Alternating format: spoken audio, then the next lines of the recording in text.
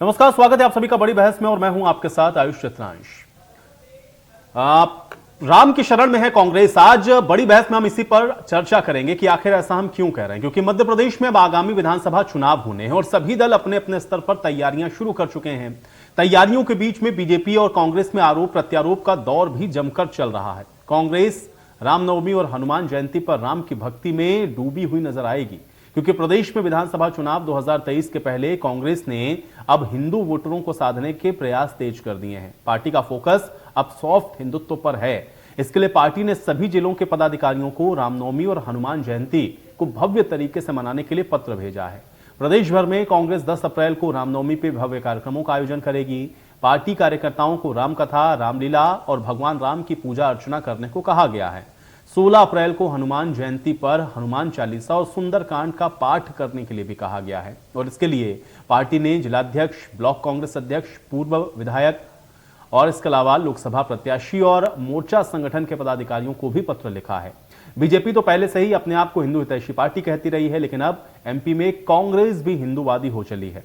हनुमान जयंती को खुद कमलनाथ अपने गृह क्षेत्र छिंदवाड़ा में हनुमान जी की उपासना का कार्यक्रम करने वाले हैं। दरअसल मध्य प्रदेश में अगले साल विधानसभा के चुनाव होने हैं।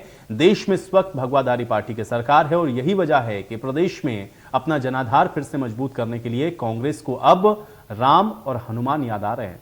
अब चिकित्सा शिक्षा मंत्री विश्वास सारंग ने कांग्रेस के रामनवमी और हनुमान जयंती पर तंज कसा है। उन्होंने कहा है कि अगर कांग्रेस राजनीतिक लाभ के लिए सब कर रही है तो इससे उसका कोई फायदा नहीं होगा। सारंग ने यह भी कहा कि अयोध्या में राम मंदिर ना बने, इसके लिए कांग्रेस ने षड्यंत्र किया, उसके लिए कांग्रेस पहले माफी मांगे। राम सेतु को तोड़ने का काम सोनिया गांधी ने क्यों किया, इसका भी जवाब दे। सिर्फ दिखावा करने से काम नहीं चलेगा। उन्होंने कहा कि 5 राज्यों में हार के बाद राजनीतिक एजेंडे के लिए कांग्रेस अब यह सब कर रही है। उन्होंने फिर यह कहा कि सिर्फ वोट बटोरने के लिए छलावा है, लेकिन यह ढकोसला अब चलने वाला नहीं है। तो आज इसी मुद्दे पर हम चर्चा करेंगे। हमारे साथ एक खास पैनल भी जुड़ेगा। बड़ी बहस में जाने से पहले आइए आपको पहले सुनवा देते हैं बीजेपी और कांग्रेस का इस पूरे मुद्दे को लेकर क्या कुछ कहना है। नवमी तो मनाते ही हम लोग, सब मनाते हैं। रोज राम चालीसा, हनुमान चालीसा पढ़ते हैं। सुंदरकांड शनिवार और मंगलवार करते हैं। मंदिर भी जाते हैं। हमने तो आज तक मंदिर में देखा नहीं किसी भी बीजेपी के नेता को या एमएलए को। तो ये बस इवेंट करते हैं उसको बड़े बड़े रूप में, और हम लोग उसको चुपचाप करते रहते हैं। अब ये भगवान नारा लगाते हैं जय जय श्री राम, हम लोग लगाते हैं जय जय सिया राम। ये लगा हुआ है जय जय सिया राम। सीता जी को छोड़ते हैं। कौन सी रामायण में लिखा है कि सीता जी को अलग करो भगवान राम से? तो ये और कहेंगे कि महिला की बात करेंगे, उनको इज्जत देने की बात, और सीता जी को अलग कर रहे हैं। ये बात करते हैं कि राम मंदिर बना रहे हैं। अरे ये राम मंदिर बना सकते हो, ये भगवान राम का जब तक आदेश नहीं होगा कोई राम मंदिर बनता है क्या? ये सुप्रीम कोर्ट से केस क्लियर हुआ था तब बनाओ। और राजीव गांधी जी ने सबसे पहले 88-89 में वहाँ का ताला खुलवा के वहाँ आरती शुरू कराई थी। तो ये केवल इवेंट की बात करते हैं। भगवान राम को एक नेता के रूप में लेके चलते हैं। केवल राजनीतिक लाभ उठाने के लिए यदि राम नवमी या हनुमान जयंती मनाने की कोशिश करेगी तो इससे कोई बहुत फायदा उन्हें नहीं होने वाला। और मुझे बहुत प्रसन्नता है कि उन्हें रामनवमी मनाएं, वो हम उनका स्वागत करेंगे। पर यह बात जरूर है कि वो इस बात का जरूर खेद व्यक्त करें, इस बात के लिए वो जरूर माफी मांगे कि कांग्रेस ने सालों तक अयोध्या में श्री राम मंदिर ना बन सके इसका षड्यंत्र किया। अच्छा लगेगा कांग्रेस रामनवमी का कार्यक्रम मनाए, रामनवमी का त्योहार मनाए, भगवान राम की आराधना करे, उनकी पूजा करे, परंतु ये भी जरूर बताए कि कपिल सिब्बल ने सुप्रीम कोर्ट में राम मंदिर की सुनवाई को टालने का हलफनामा क्यों दिया था। अच्छा रहेगा कि राम नवमी कांग्रेस मनाए, हनुमान जयंती कांग्रेस मनाए, पर वो ये भी बताए कि राम सेतु तोड़ने का षड्यंत्र सोनिया गांधी ने क्यों किया था। सोनिया गांधी इसके लिए हिंदुस्तान से माफी मांग ले तो वो अधिकार रखेंगे कि वो रामनवमी और हनुमान जयंती मना सकें। केवल ढकोसलेबाजी करने से काम नहीं चलेगा। तो सुना आपने, आरोप प्रत्यारोप किस तरह से हो रहे हैं, लेकिन राम की शरण में कांग्रेस क्यों है ये हम आपको बता रहे हैं। क्योंकि रामनवमी और हनुमान जयंती को मनाने के आदेश कमलनाथ की तरफ से दिए गए हैं और इस पर भव्य कार्यक्रमों का आयोजन हो, ये आदेश भी किया गया है प्रदेश कांग्रेस कमेटी की तरफ से। रामनवमी पर रामकथा और रामलीला का भी आयोजन होना चाहिए, ये निर्देशित भी किया गया है। 16 अप्रैल को, अब चूंकि हनुमान जयंती है, इसको भी कांग्रेस पार्टी मनाने वाली है और इसलिए इसको अब चुनावों के साथ जोड़ा जा रहा है, क्योंकि हनुमान चालीसा और सुंदर कांड का जो पाठ है उसका आयोजन कांग्रेस पार्टी के द्वारा होगा। और चुनावी बेला में, क्योंकि हर एक कदम और खासतौर से राजनीतिक पार्टियों का जो कदम है वो राजनीति के साथ जुड़ता है, इसलिए आप देख रहे हैं कि इस पर आरोप प्रत्यारोप भी जमकर हो रहा है। और अब देखना यह है कि क्या वाकई में ये जो राजनीति हो रही है राम को लेकर के या हनुमान को लेकर के, इसके क्या मायने समझे जाए। दो मेहमान मेरे साथ जुड़ गए, पहले उनका परिचय आपके साथ करवा देते हैं, उसके बाद चर्चा में आगे बढ़ेंगे। विकास बोंद्रिया जी हमारे साथ जुड़ रहे हैं, नेता हैं भारतीय जनता पार्टी के। विकास बोंद्रिया जी, बहुत स्वागत है आपका इस चर्चा में। और वियांग खोंगल जी हमारे साथ जुड़ रहे हैं, प्रवक्ता हैं कांग्रेस पार्टी के। वियांग खोंगल जी, आपका भी इस चर्चा में स्वागत है। विकास बोंद्रिया जी, आपसे इस चर्चा की मैं शुरुआत करूंगा। चूंकि अब राम के नाम पर चाहे कोई भक्ति करे या पूजा करे या हनुमान जयंती मनाए या रामनवमी मनाए, लेकिन उसको राजनीति के साथ जोड़ना और ये कहना कि कांग्रेस पार्टी अगर ऐसा कोई आयोजन कर रही है तो इसके पीछे का मकसद सिर्फ राजनीति है, ऐसा क्यों लगता है आपको? आपका पहला रिएक्शन चाहूंगा मैं इसके ऊपर। देखिए, तो हम स्वागत करते हैं, अभिनंदन करते हैं कांग्रेस का कि उन्होंने भारतीय मानस को समझा। हमारा धर्म से राजनीति का क्या नाता है, इस बात को उन्होंने महसूस किया और उस रास्ते पे अब बढ़ गए। हमारी आस्थाओं की, हमारे लिए हमारे जज्बातों की, हमारे धर्म परायणता की क्या महत्व है, ये उन्होंने आखिरकार समझा। तो लेकिन देखिए, आपने मुझसे जो सवाल पूछा कि कांग्रेस इस पे राजनीति कर रही है, ऐसा हम क्यों कह रहे हैं? देखिए, टाइमिंग का सवाल है। समय कांग्रेस इस राह पे चलने को विवश हुई है, ये उसका सवाल है।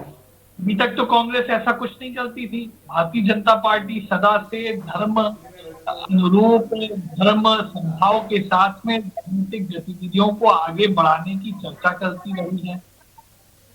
कांग्रेस हमारा विरोध करा करती थी। हम भी शर्मा जी कह रहे थे, भारतीय जनता पार्टी तो इस ढंग के सुंदरकांड के आयोजन और कथा पुराण सब दिखावटी और इवेंट मैनेजमेंट के लिए लगातार करती रही है।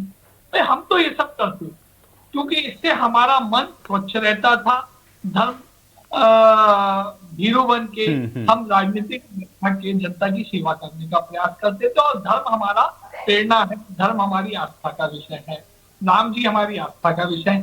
लेकिन इन्होंने सदा उस बात का विरोध किया। अब खुद उस राह पे चलने के लिए विवश इसलिए है कि इन्होंने ये देख लिया कि जनता किस तरह की विचार के राजनीतिक दल को चुनती है, इसलिए अब चुनकर वो भी उन बिंदुओं को ले रहे हैं जिससे लोग इनकी तरफ आकर्षित हो सके। लेकिन जनता भलावे में नहीं रहती, जनता समझदार रहता। जनता समझ नहीं तो ठीक है ना, इसीलिए तो जनता समझदार है, तो जनता पे छोड़िए ना, फिर उस पर ये कहना कि ये ढकोसला है या फिर ये सिर्फ नाटक कर रहे हैं, ऐसा कहना भी मुझे लगता है कि पॉलिटिकल पार्टीज के लिए सही नहीं है। वियांग खोंगल जी, आपका रिएक्शन चाहूंगा, क्योंकि आयोजन आप लोग अगर कर रहे हैं तो उस पर कहना यह है कि भाई देखिए, आप लोग राजनीतिक तौर पर इसका लाभ पाने के लिए इस तरह के आयोजनों की बात कर रहे हैं। देखिए, भारतीय जनता पार्टी और आरएसएस ने सदैव ही स्वयं को धर्म के ठेकेदार के रूप में प्रस्तुत करने का इस भारतीय समाज के सामने जो है एक दिखावा करने का सदैव प्रयास किया है। इनकी मंशा देखिए आप कि धर्म का राजनीतिक दुरुपयोग जिन जिन विश्व के जिन जिन देशों के अंदर हुआ है, वहां पर सदैव ही जो है उस देश का पतन हुआ है, उस देश की अर्थव्यवस्था खराब हुई है, उस देश के अंदर जो है सौहार्द खराब होता है। इस बात को कांग्रेस पार्टी सदैव ही कहती आई है और कांग्रेस पार्टी के विगत 70 सालों में जितना काम धर्म के लिए हुआ है, भारतीय जनता पार्टी सपने में कभी सोच भी नहीं सकती। यदि मैं 70 सालों की बात करूं तो लगभग पूरे देश में मिला के 50 लाख से अधिक मंदिरों का जीर्णोद्धार और निर्माण यदि कहीं हुआ है तो कांग्रेस पार्टी के शासनकाल के अंदर हुआ है। क्या हमने एक बार भी इस अपने इन सारे किए हुए कार्यों को, क्या हमने एक बार भी राजनीतिक दुरुपयोग के लिए, राजनीतिक लाभ के लिए प्रदर्शित करने का प्रयास किया? कभी नहीं किया। आप कमलनाथ जी की ज्यादा दूर मत जाइए, कमलनाथ जी की सरकार पर आ जाएं। कमलनाथ जी की मात्र 13-14 महीने जो उन्हें काम करने का मौका मिला, उसके अंदर चाहे वो राम राजा सरकार के मंदिर की हम बात करें, चाहे वो महाकाल पूज्य बाबा महाकाल के मंदिर की बात करें, चाहे पूज्य ओमकारेश्वर के मंदिर की बात करें, लगभग 800 करोड़ रुपए का अनुदान इन मंदिरों को दिया गया। इसके अलावा राम पथगमन की बात हमने की, हमने सीता माता के मंदिर को श्रीलंका के अंदर उसको रिवाइव करने का प्रयास किया, हमने उन ओम सर्किट की बात की, हमने 1000 गौमाताओं के लिए 1000 से ज्यादा गौशालाएं बनाने का जो एक पुण्य कार्य है वो कमलनाथ जी ने 100 दिन के अंदर में करके दिखाया था। और कमलनाथ जी ने धर्म प्रेम, कमलनाथ जी के हनुमान भक्ति को आज वो देश के सबसे सीनियर सांसद हैं। आडवाणी जी और अटल बिहारी वाजपेयी जी से ज्यादा बार वो सांसद रह चुके हैं, प्रदेश के पूर्व मुख्यमंत्री रह चुके हैं।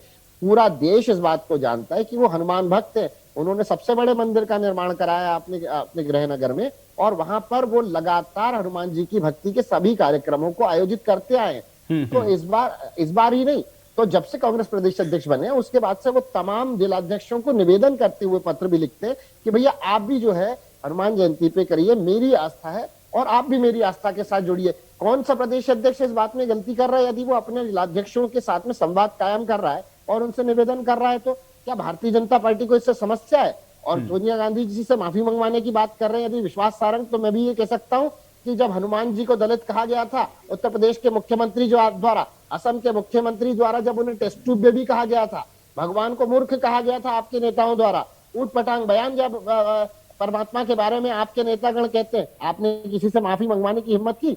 आपने कश्मीरी पंडितों से माफी मांगी कि जब आपकी सरकार के दौरान वीपी सिंह के साथ मिलकर जब आप सरकार चला रहे थे, उनका पलायन हुआ, उनके साथ आपने धोखा किया और आज राजनीति के लिए फिर से आप उसी का अनुसरण करते हुए दिखाई दे रहे हैं। लोगों की आस्थाओं के साथ में गलत जो है तथ्य प्रस्तुत करके देश और प्रदेश की जनता के सामने आप उनको जो है पोलराइज करने का प्रयास कर रहे हैं। तो ये सारी चीजें आज जनता बहुत समझदार होती जा रही है।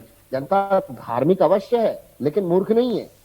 इसीलिए भारतीय जनता पार्टी को आने वाले समय में इस बात को जो है उनको पता भी चल जाएगा कि किस प्रकार से उनके बरगलाने पे अब जनता आएगी नहीं, मुख्य मुद्दों से किस प्रकार से भटकाना है, इस पर राजनीति जो है भारतीय जनता पार्टी विकास बोंदिया जी जवाब दीजिए। बेरोजगारी। ठीक है विकास जी से मैं जवाब लेता हूँ। विकास जी, मैं तो मेरी पार्टी के सभी हम सब कार्यकर्ता कांग्रेस का अभिनंदन करते हैं कि आखिर उन्होंने भारतीय मानस के अनुरूप धर्मनिष्ठ होने के, भले ही आप कह लें कि किस मजबूरी में किया, किस समय किया, पहले नहीं किया, आप किया, लेकिन अब कांग्रेस उस राह पे है। तो देखिए नहीं तो कांग्रेस उस राह पे कब नहीं थे विकास जी? वही तो बात अभी वियान जी ने बताई ना कि देखिए सबसे ज्यादा मंदिर उन्होंने बनवाए, तमाम मंदिरों का उन्होंने जिक्र किया जिसका उन्होंने कहा कि वो जीर्णोद्धार करवा रहे थे। कमलनाथ जी के बारे में बताया कि उन्होंने अपने गृह जो क्षेत्र है वहां पर उन्होंने हनुमान जी का इतना भव्य मंदिर बनवाया। तो भाई वो तो कर रहे थे, लेकिन आप लोग ये कह रहे हैं कि आप लोग जिस तरह से उसको एक तरीके का इवेंट बनाते हैं वो इवेंट नहीं बनाते हैं बस,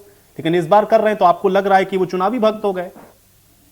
अच्छा एक बात बताइए, ये हम पे इवेंट बनाने का आरोप लगाते हैं, इनसे पूछिए ना कि आखिरकार इतने वर्षों के बाद इनके प्रदेश अध्यक्ष कमलनाथ जी को अपने जिलाध्यक्षों के मार्फत संगठनात्मक रूप से जिला स्तर पे इस तरह के आयोजन करने का निर्देश देने का, आदेश देने का काम क्यों करना पड़ा? ऐसे आयोजनों के लिए ये क्यों जा रहे हैं? वियान जी जवाब दीजिए। हाँ ठीक है, मैं वियान जी से जवाब लेता हूँ। वियान जी, अगर आप लोग इसको एडवर्टाइज नहीं करते हैं या उसका इवेंट नहीं बनाते वियान जी, तो फिर आपके प्रदेश अध्यक्ष की तरफ से क्यों कहा जा रहा है सभी से कि भाई आप लोग भी मनाएं? के लिए नहीं है, राम भक्ति के लिए। नहीं मैं वियान जी से एक बार जवाब ले लेता हूँ, फिर मैं आपके पास आता हूँ। ठीक है, आपका सवाल वैलिड है। सुन लीजिए, बड़े भाई हमारे विकास बोंद्रिया जी बड़े भाई हैं, उनकी बात का जवाब देता हूँ।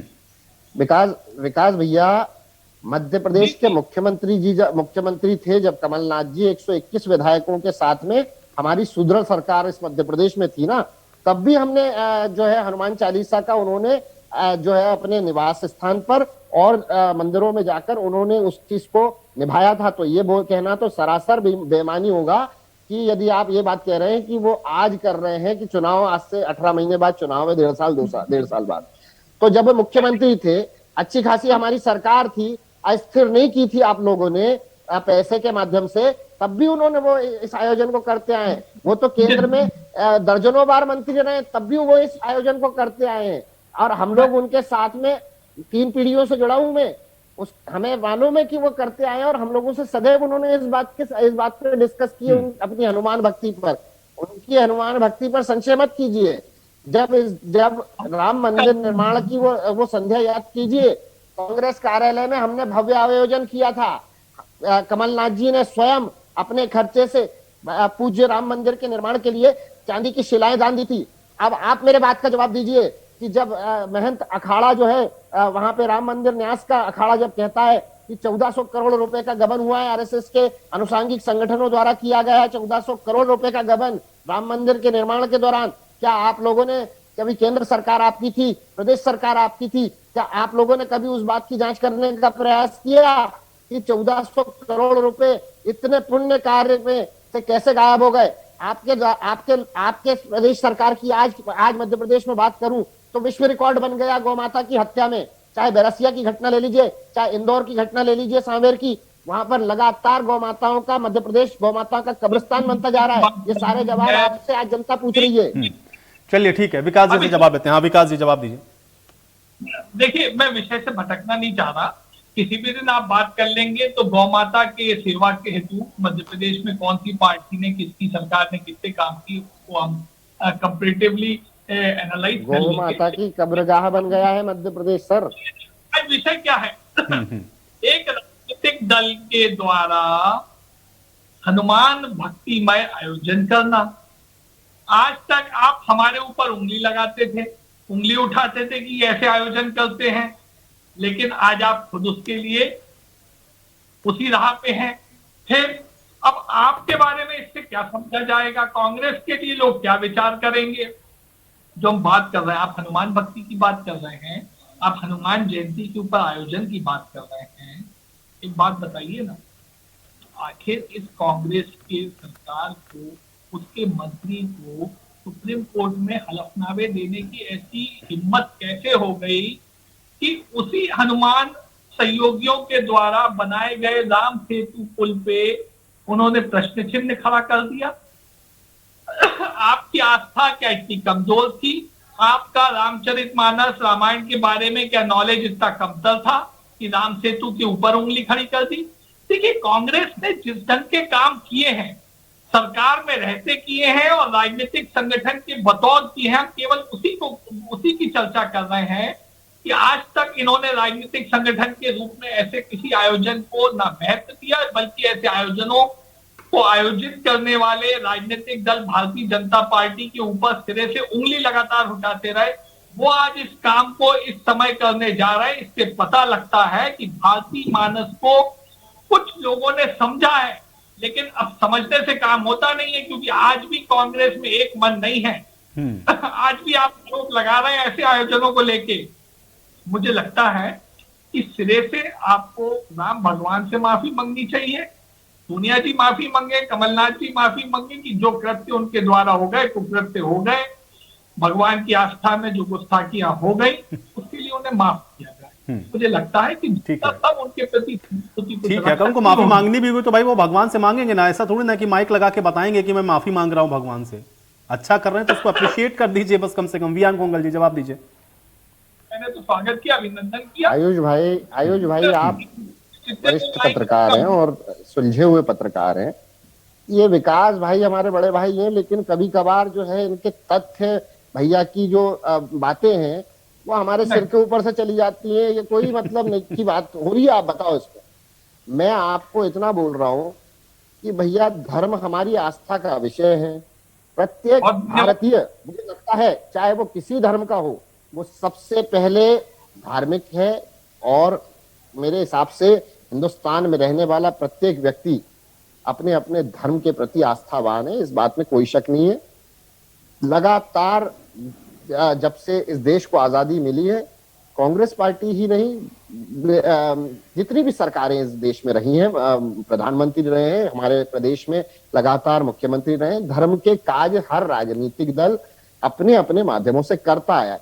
समस्या तब इस समाज के अंदर खड़ी होती है जब धर्म का राजनीतिक दुरुपयोग होता है। इसके खिलाफ कांग्रेस पार्टी ने सदैव बात की है और हम खुल के इस बात करते हैं कि एजेंटों और दलालों की आवश्यकता धर्म को नहीं है सर, अधर्म को अवश्य है। इस सारी चीज को हमें समझना पड़ेगा कि कोई भी ऐसी लेकिन विहान जी देखिए, ये तो फिर दोनों तरफ से होगा ना। अगर आपके पीसीसी चीफ अगर कहेंगे सभी जिला अध्यक्षों को कि आप लोग इस तरह का आयोजन करें, तो वो एक राजनीतिक इवेंट नहीं है।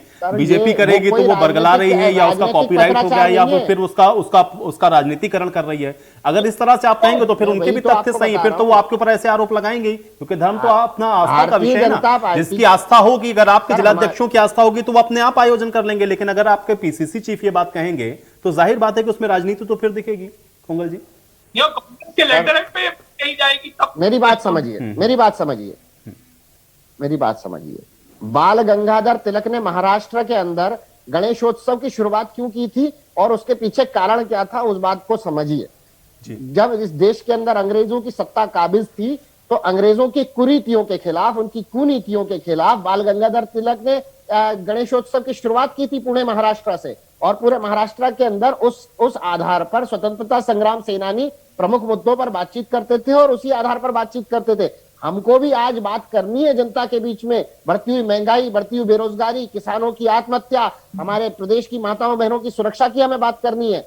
हमें धर्म या किसी धार्मिक आयोजन के माध्यम से यदि अपने लोगों का मेलजोल अगर हमारा होता है, पार्टी के लोगों का मेलजोल होता है, तो इनमें भाजपा के पेट में क्यों दर्द हो रहा है? और ये कौन से ठेकेदार है हम हर चीज के अंदर की किसी भी धर्म से जुड़े हुए? नहीं, देखिए ये इसीलिए हुआ ना खोंगल जी, इसीलिए हुआ ना क्योंकि बीजेपी अगर इस तरह का इवेंट करती, आयोजन करती, तो आप कहते हैं ना देखिए किस तरह से इसका जो है राजनीतिकरण कर रहे हैं। अब आप करेंगे तो भाई वो एक्शन का रिएक्शन तो होना है, क्योंकि आप लोग यही आरोप तो भारतीय जनता पार्टी के ऊपर लगाते हैं। तो आज आप कह रहे हैं, आज जिस चीज को आप डिफेंड कर रहे हैं, यही काम भारतीय जनता पार्टी करती है, तब आप उनके ऊपर उंगली उठाते हैं। इस बात से तो मैं भी सहमत हूं, लेकिन अब आप भी उसी लाइन में हैं, तो फिर दोनों लोग एक दूसरे को काउंटर करते रहिए। हमने भारतीय जनता पार्टी के इवेंट मैनेजमेंट को जब पानी की तरह अनाप शनाप पैसा, सरकारी धन का दुरुपयोग जब किया जाता है अपनी ब्रांडिंग, प्रमोशन और मार्केटिंग के लिए, तब हम उसे इवेंट मैनेजमेंट कहते हैं। चलिए ठीक है, मैं एक रिएक्शन ले लेता हूं उस पर, विकास जी का। मैं विकास जी का रिएक्शन लेता हूं। ऐसे इवेंट, ऐसे ठीक है, खोंगल जी, भाई डिफेंड करने के लिए तो 100 बातें कही जा सकती ना। मैं एक बार एक रिएक्शन लेता हूं। विकास जी जवाब दीजिए। मैं एक और बात कह रहा हूँ, ये बात तो खैर हो गई, मुझे लगता है जनता तक और आप तक भी इसका मामले में स्पष्टता है। एक दूसरी बात और, कांग्रेस को आखिर इस सब करने का अब इस टाइम पे, टाइमिंग देखिएगा, क्यों मजबूरी आ रही है। जो ये तुष्टीकरण की नीति करते रहे, धर्म विशेष के तुष्टीकरण के लिए इन्होंने हिंदू समाज को लगातार हाशिए पे रखा, वो अब जनता के सामने खुल के बात आ गई है। उस चीज से, उस तुष्टीकरण के आरोप से छुटकारा पाने के लिए अब ये नए नए रणनीति बना रहे हैं। लेकिन मुझे नहीं लगता, जनता समझदार है, इनकी इस रणनीति को समझती है। देखिए, एक होती है विचारधारा, वो भारतीय जनता पार्टी की धर्मभीरू विचारधारा है, जनता उसे समझती है। कांग्रेस की वो धर्मभीरू विचारधारा कभी नहीं रही, तभी इन्होंने धर्मनिरपेक्ष, धर्म सापेक्ष क्या क्या लिखवाते रहे। तीसरी बात मैं जो कह रहा हूं कि तुष्टीकरण की नीति का इनका जो काला चेहरा उजागर हो गया है, अब उसको धोने के लिए ये सब ऐसे इस तरह के आयोजनों के द्वारा प्रयासरत है, ये हमारा आरोप है। लेकिन वास्तविक तुष्टीकरण खत्म करने के लिए इन्होंने वैचारिक रूप से कभी हिम्मत नहीं की, कभी साहस नहीं किया, और उसका सिंपल से एक कारण था कि धर्म विशेष के वोटों को ये प्राप्त कर लें और सत्ता में बने रहें। इस वजह से ऐसा करते रहे। चलिए, विकास जी आपने जो बात कही है, चूंकि बात वहीं पर आकर रुकती है कि अब भाई जनता बड़ी समझदार है, जनता ही इसका फैसला करेगी कि आखिर आप जो बात कह रहे हैं सही है, जो कांग्रेस कह रही है उसकी बात में दम है। बहुत शुक्रिया आप दोनों का अपना समय निकालने के लिए, आज इस चर्चा का हिस्सा बनने के लिए। आज बड़ी बहस में मेरे साथ फिलहाल इतना ही।